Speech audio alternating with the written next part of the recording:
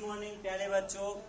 आज हम आप लोगों के लिए लेकर आए हैं sweetest love I do not go का ऑब्जेक्टिव टाइप क्वेश्चन। ठीक है, एमसीक्यू। चलिए, तो पहला क्वेश्चन आपके पास कि who is called the pioneer of metaphysical poetry. कह रहा है कि आध्यात्मिक कविताओं का पायनियर यानी प्रणेता किनको कहा जाता है। तो हम लोगों ने पढ़ा था जॉन डन। ये नहीं होगा, ये नहीं होगा, ये नहीं होगा, तो हमारा राइट आंसर होगा जॉन डन। आगे चलते हैं। सेकेंड क्वेश्चन है हु हैज रिटेन, किसने लिखा है the poem sweetest love I do not go, मेरी प्रियात्मा मैं नहीं जाता। कौन लिखे हैं? तो इसको भी लिखे हैं जॉन डन। ऐसे आप याद करिएगा, ठीक है ना। डॉन ने किया लव, है ना, लव करेगा डॉन, ऐसे करके कुछ भी याद कर लीजिए, है ना। डॉन करेगा लव, ऐसे करके याद कर लीजिए, ठीक है। तो याद रहेगा जहां पे लव आ जाए तो उसके राइटर हो जाएगा डॉन, यानी जॉन डन। और जहां पे डॉन से पूछे कि जॉन डन किस चैप्टर के राइटर है, तो सीधे खोज लीजिएगा आप क्या, लव। ठीक है, नेक्स्ट चलते हैं। That thought love me as thou sayest is from ... अब ये लाइन दे दिया गया है और पूछा गया है ये किस कविता से है। तो हम सभी जानते हैं कि हमारा जो राइट आंसर है वो है sweetest love I do not. Next, John Donne is a poet of what, किस टाइप के पोएट है? नेचर यानी प्राकृतिक रोमांटिक है या फिर पेसिमिस्टिक है? तो नहीं, हमारे जो जॉन डन है वो कैसे पोएट है? तो मेटाफिजिकल। कैसे है? मेटाफिजिकल। नेक्स्ट क्वेश्चन है कि which type of lover never part away, मतलब किस तरह के प्रेमी कभी भी अलग नहीं हो सकते हैं, यानी पार्ट में नहीं हो सकते हैं, अलग नहीं हो सकते हैं। तो ट्रू लवर, किस तरह के लवर? True lover. जो सच्चे प्रेमी होते हैं वे कभी भी अलग नहीं होते हैं। What are the things that the sun does not have? पूछ रहा है नेक्स्ट क्वेश्चन में कि सूरज के पास क्या चीज नहीं है? तो दो चीज नहीं है, सेंस और डिजायर। आपको फंसाने के लिए देखिए यहाँ पे क्या क्या देगा, एगो में सेंस देगा, एगो में लव दे देगा, ठीक है। और डी नंबर में मान लीजिए आपको दे सकता है सेंस दे ले तो यहाँ पे डिजायर दे देगा, ठीक है ना, और यहाँ पे आपको लव दे देगा। फंसना नहीं है, सेंस एंड डिजायर को टिक करना है, ठीक है। तो नेक्स्ट क्वेश्चन की तरफ चलते हैं। अगला क्वेश्चन है Who cannot add another hour when good fortune fall? कौन है जो जब अच्छा किस्मत आता है तो भी उसमें ना एक सेकंड जोड़ पाता है ना घटा पाता है? कौन? तो आदमी न जोड़ता है ना घटा पाता है। नेक्स्ट क्वेश्चन है The sun has no half but the ... has, ठीक है ना। सूरज के पास कोई भी शॉर्टकट नहीं है, लेकिन किसके पास है? तो हमारे कवि महोदय साहब के पास है। तो राइट आंसर आपका हो जाएगा पोएट, ठीक है। मैन नहीं होगा, ब्राइट नहीं होगा, स्काई नहीं होगा। Next question is the speaker's blood decay when the beloved ... कहते हैं कि जो कवि हैं उनकी खून कब जल जाता है? कब? तो जब वो रोती है तब आहें भरती है तो लगता है कि दिल क्या हो रहा है, आत्मा क्या हो रहा है, बाहर खींचा चला जाता है, और जब रोती है तो लगता है कि उनका खून जल रहा है। Next question is the speaker soul goes away when the beloved ... अभी आ गया फिर से आ गया कि अगर जो कवि हैं उनकी आत्मा उनसे दूर कब जाती है? जब उनकी प्रेमिका जो है सो क्या करती है? आहें भरती है। आगे चलते हैं नेक्स्ट क्वेश्चन की तरफ।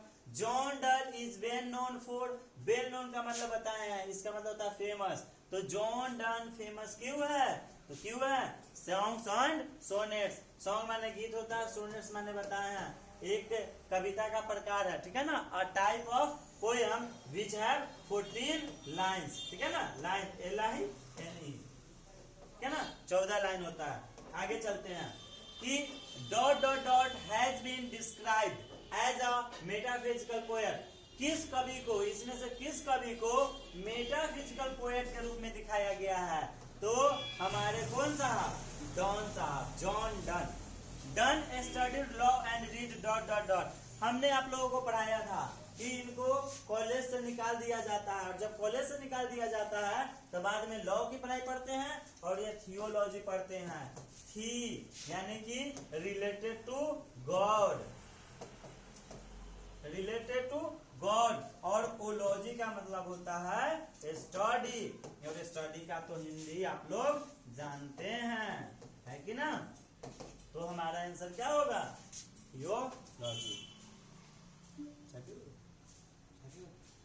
चलिए अगला है, the poet John Donne is better than the dot dot dot. कह रहा है कि कवि जो है किससे बेहतर है, किससे, तो स्टार से, जुपिटर से, गैलेक्सी से या सन से, तो किससे बेटर है, सन से। क्यों, क्योंकि सन जो है सो मतलब उसके पास ना कोई इच्छा है ना कोई उसके पास मतलब है, फिर भी वापस जाता है और वो वापस आ जाता है ना। तो कम से कम मुझसे तो अच्छे है ना। इनके पास जो कवि है, कवि के पास क्या है, प्रेमिका है, पत्नी है, इच्छा है। Next question, sweetest love I do not go is written by, कौन लिखे हैं, तो जॉन डन।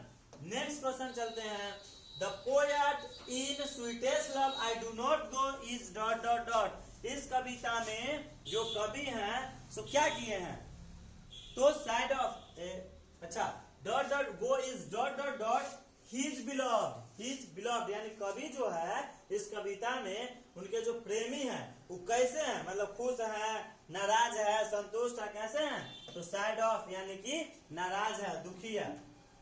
अगला क्वेश्चन है, his beloved says that she has a great love for dot dot dot. अच्छा उनकी जो वो जो है अपने प्रेमिका को समझाते हैं कि तुम्हारे लिए हमारे पास बहुत प्यार है, ठीक है ना। तो ऐसा बात कौन कहते हैं, निम्नलिखित में से कौन सा कवि कहते हैं, टी.एस. इलियट कहते हैं, जो रूपर्ट ब्रूक कहते हैं, या फिर डी.एच. लॉरेंस कहते हैं, तो कौन कहते हैं, जॉन डन। नेक्स्ट क्वेश्चन की तरफ चलते हैं, देखिए तो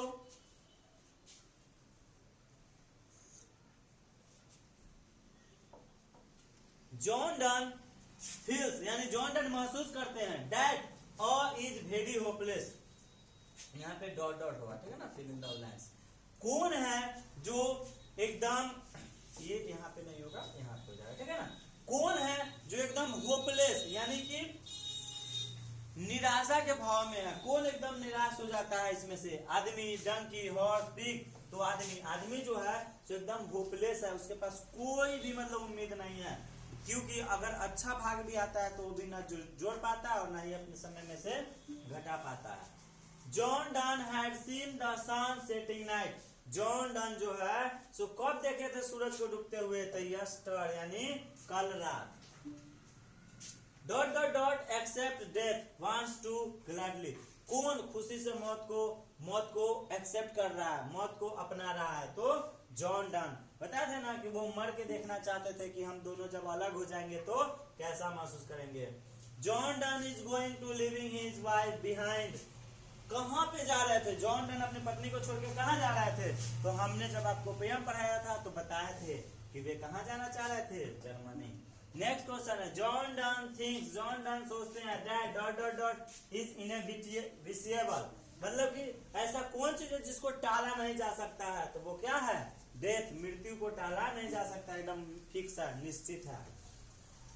What makes man powerful, इसमें से कौन है जो आदमी के शक्तियों को कमजोर बनाता है, तो गुड फॉर्चून, अच्छा किस्मत भी आदमी को कमजोर बना देता है। Who will make speedier journeys than the sun, सूरज से भी तेज यात्रा कौन करेंगे, तो कवि यानी the poet. Who one another keeps alive never dot dot be, कौन है जो एक दूसरे को अपने दिल में जिंदा रखते वो क्या नहीं होंगे, तो never be parted, यानी उनको अलग करना आसान नहीं है, अभी अलग नहीं हो सकते हैं। What is the synonym of feeble, feeble माने हमने बताया है वीक होता है, वीक यानी कि कमजोर, ठीक है ना, तो हमारा राइट आंसर ये हो जाएगा। नेक्स्ट क्वेश्चन की तरफ चलते हैं, What is the synonym of dearness, dearness माने क्या होता है, टायर्ड, बताए थे, है ना, टायर्ड किधर है, हाँ टायर्ड होता है तो टायर्डनेस हो जाएगा, क्योंकि यहाँ भी नेस लगा हुआ है, यहाँ भी नेस।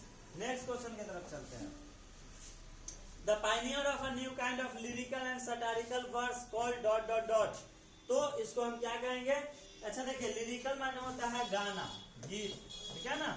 और सटारिकल माने होता है व्यंग, ताना, ठीक है ना।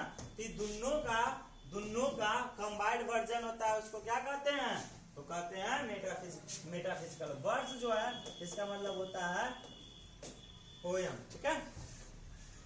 नेक्स्ट क्वेश्चन की तरफ चलते हैं।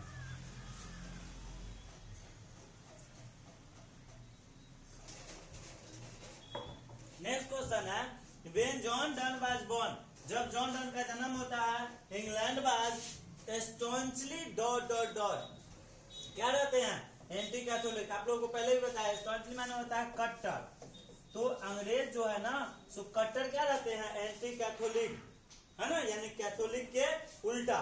और इनका जन्म कैथोलिक परिवार में ही हो जाता है, तो इसी कारण उनको कॉलेज से भी निकाल दिया जाता है। Which university was John Donne forced to leave without a degree? फिर पूछ रहा है जॉन डन को किस यूनिवर्सिटी से बिना डिग्री के निकाल दिया गया था, तो ऑक्सफोर्ड यूनिवर्सिटी से। नेक्स्ट क्वेश्चन है John done also participated in 2 expeditions, यानी कि कौन सा यात्रा किए थे, तो नेवल, जल यात्रा किए थे।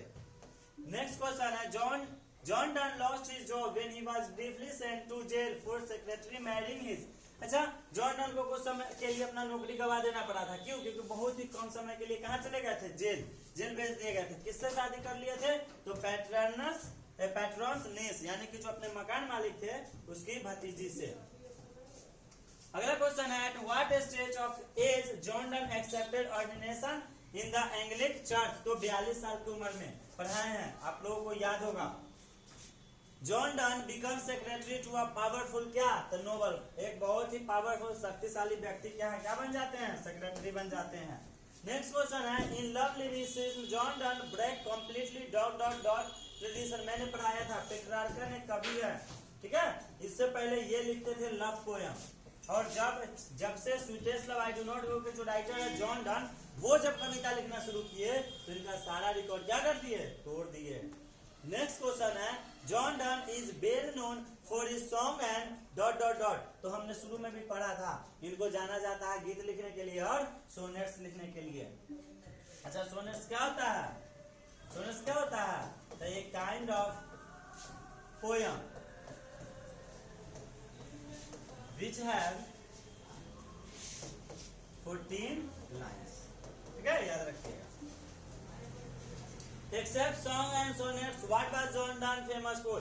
कि इसके अलावे और किस चीज के लिए जाने जाते हैं, तो देखिए सटायर्स यानी व्यंग, इलेजिस यानी शोक गीत, sermons यानी उपदेश। चलिए हम हिंदी लिख देते हैं, उपदेश है ना, इलेजिस यानी शोक गीत, है मेरे वतन के लोगों, याद है, उस टाइप के सटायर्स यानी व्यंग, याद रखिएगा।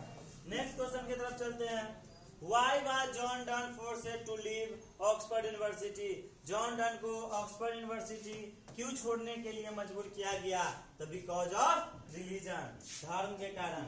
क्या ये जॉन डन कैथोलिक धर्म को मानते थे और पूरा ब्रिटेन एंटी कैथोलिक था, यानी कैथोलिक के उल्टा।